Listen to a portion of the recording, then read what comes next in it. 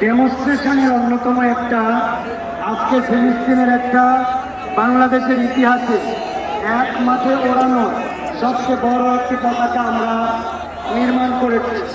এই পতাকাটি যখন ওড়ানো হবে, অনেকেই পতাকার নিচে হয়তো চলে আসবেন, অনেকের সামনে দেখতে অসুবিধা হয়, কিন্তু বিশ্ব মিডিয়ার কাছে আমরা এই বৃহত্তর পতাকা জানা দিতে চাই। সুতরাং আমরা